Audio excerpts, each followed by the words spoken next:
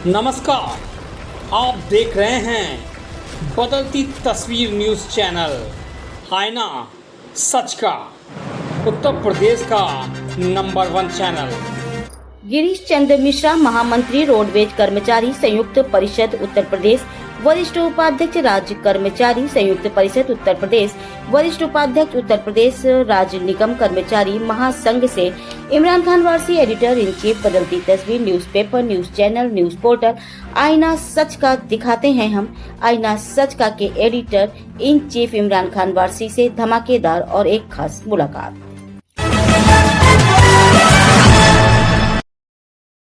वो जाना चाहे या 15-20 मिनट में पहुंचना चाहे तो नहीं पहुंच सकता सर। निश्चित रूप से इसको तो ये ट्रैफिक व्यवस्था है, ये देखनी चाहिए। अभी तक तो चारबाग में हमारा बस अड्डा था तो हर चीज़ ये थोप दी जाती थी जिला प्रशासन द्वारा, या और जो एजेंसियां हैं वो ये कहती थी, आम लोगों में ये धारणा, ये मैसेज दिया जाता था कि रोडवेज की बसों की वजह से जाम लग रहा है। अब तो चारबाग में रोडवेज की बसें एको हैं नहीं, वहाँ तो वो बस अड्डा पीपीपी मॉडल पर बन रहा है। और अभी आप चले जाइए तो देखिए जा करके जाम की स्थिति वैसी ही बदतर बनी हुई है। तो अब तो वो खाली रोडवेज के सर ठीकरा फोड़ा जाता है, लेकिन सच ये है कि ट्रैफिक व्यवस्था जो है वो जिस तरह से नियंत्रित होनी चाहिए, जो दुरुस्त करना चाहिए, जो नियंत्रक एजेंसियां हैं उनको अपना काम करना चाहिए। ये डग्गा मार बसें जो चल रही हैं सर, जगह जगह पे लोग ट्रैफिक में भी परेशानियां हो रही हैं, समाज के लोगों के साथ भी परेशानियां हो रही हैं। ये जो डग्गा मार बसें होती हैं इसमें यात्रा करना भी बड़ा खतरनाक होता है। पूरी बस भर लेते हैं या उस पर यात्रा करते हैं, तो कहाँ तक ये सही है? ये बिल्कुल इस पर नियंत्रण होना चाहिए। अभी जो बसें जो मैंने जैसा अभी पहले आपको बताया, अखिल भारतीय पर्यटक परमिट लेकर के जो हाई एंड बसें चल रही हैं, खुलेआम चल रही हैं, ये आप नहरिया पे देखो जा करके, वो अपने उनके बस अड्डे चल रहे हैं, ऑनलाइन बुकिंग कर रहे हैं, सारे जो टोल प्लाजाज हैं वहाँ से गुजर रही हैं, तो वो सारा रिकॉर्ड में है, लेकिन उनको नहीं रोका जा रहा है। और जब वो बस एक्सीडेंट होती है तो पता चलता है कि उस बस में 42 सीटर बस है, उसमें 100 सवारी, 115 सवारी, 130 सवारी, 80 सवारी, 90 सवारी उसमें भरी रहती हैं और लोगों की जान जा रही। इतना ही नहीं, ये बसें जब गुजर रही हैं तो आप कई बार ये देखेंगे कि जितनी अंदर सवारियां हैं उससे 2 गुना सामान उसकी छत पर लदा रहता है। तो वो खाली यात्री वाहन नहीं, वो जैसे मालवाहक वाहन हो, इस तरह से वो चल रही हैं। तो इनको नियंत्रण करने की जो जिम्मेदारी जिनके ऊपर है उनको गंभीरता से देखना चाहिए, और इससे जनहानि भी हो रही है और दूसरी तरफ परिवहन निगम का आर्थिक नुकसान हो रहा है, और साथ ही साथ जो राज्य सरकार है उसके तमाम टैक्सेस की चोरी भी हो रही है। ये तमाम जब चेकिंग होती है गहराई से तो ये चीज़ें प्रकाश में आती हैं। सर, ये जो प्राइवेट बसें चल रही हैं, जैसे आपने अभी नाम लिया नहरिया पे या XYZ, पूरे लखनऊ के अंदर लोग अपने ऑफिस बनाए हुए हैं और रोडवेज बसों के अलावा वो अपनी प्राइवेट बसें चला रहे हैं, और यहाँ से दिल्ली या कहीं भी ऑल ओवर इंडिया जाएंगे तो आपको सीट मिल जाएगी, और उसके भारी पैसे भी ले रहे हैं, टिकट भी दे रहे हैं और स्लीपर भी दे रहे हैं, सामान भी काफ़ी ले जा रहे हैं। क्या ये कहाँ तक के उचित है? क्या होना चाहिए? नहीं, ये सरकार इसके लिए आदेश देना चाहिए कि डबल किराया, ट्रिपल किराया ले रहे हैं ऐसी बसों का, तो ये क्या होना चाहिए? ये बिल्कुल गलत हो रहा। मैं ये समझ रहा हूँ कि मैं आपके माध्यम से माननीय मुख्यमंत्री जी से और माननीय परिवहन मंत्री जी से ये मांग करूँगा कि इसको विशेष रूप से देखा जाए। मैंने जैसा बताया, इससे 3-4 तरह के नुकसान हो रहे हैं। एक तो सबसे बड़ी बात जनहानि हो रही है, जब एक्सीडेंट होता है तो तमाम लोगों की जानें जा रही हैं इसमें। दूसरी बात यह है कि परिवहन निगम को करोड़ों रुपए का चूना लग रहा है। उसके अलावा राज्य सरकार के टैक्स की चोरी हो रही है।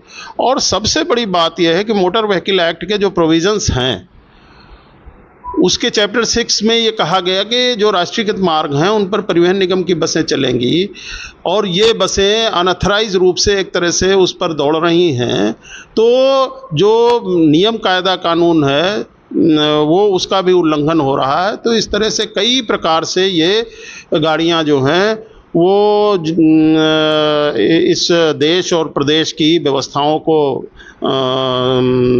अव्यवस्था में बदल रही हैं। तो इनको जो देखने वाले लोग हैं, जो इनको नियंत्रण करने वाले लोग हैं, उनको इसको देखना चाहिए।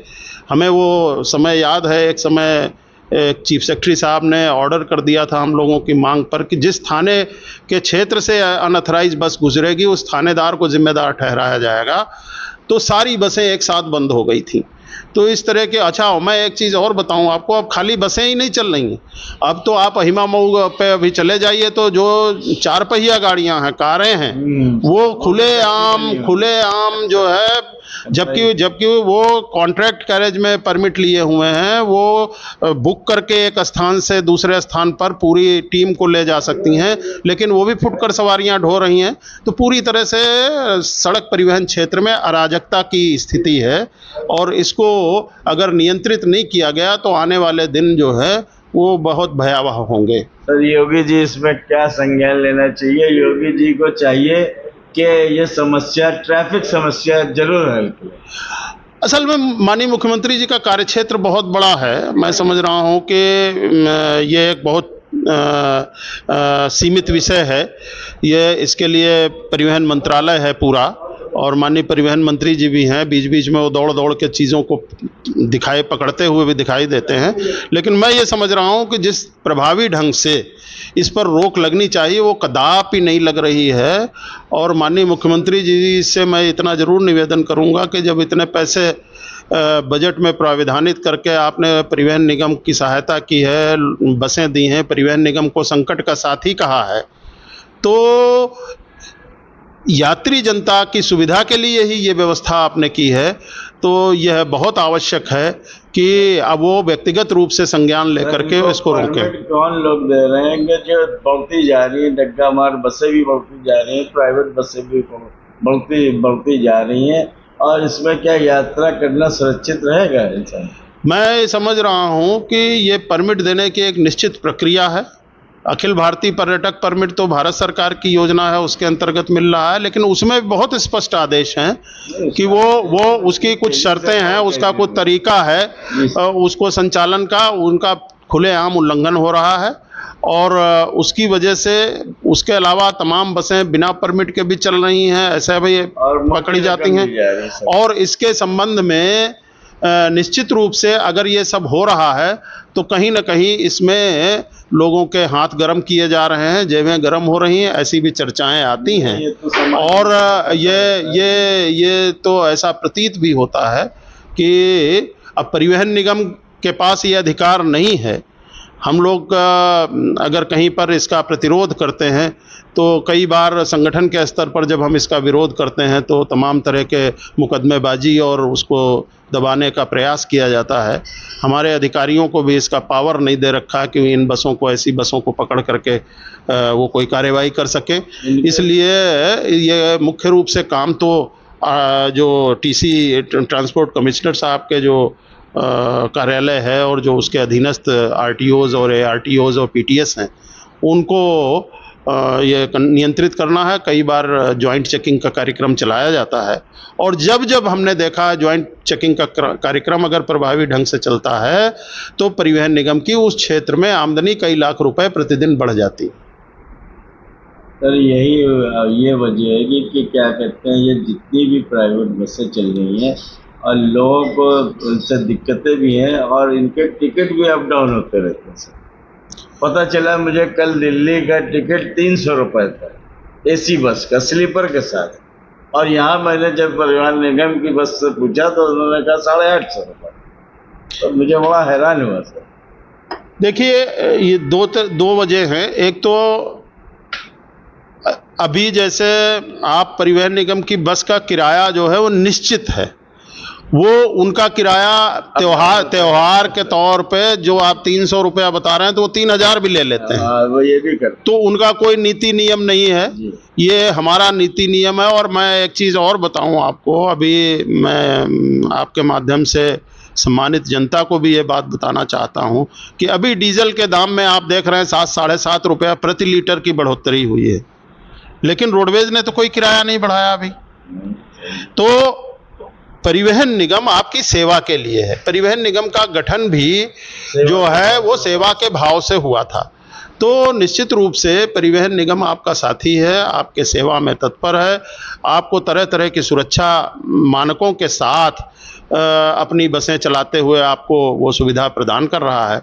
इसलिए यात्री जनता को 2-4 रुपया अगर महंगा किराया भी देना पड़े तब भी परिवहन निगम की बसों को प्रेफर करना चाहिए, क्योंकि उसमें सुरक्षा, संरक्षा और गारंटी है।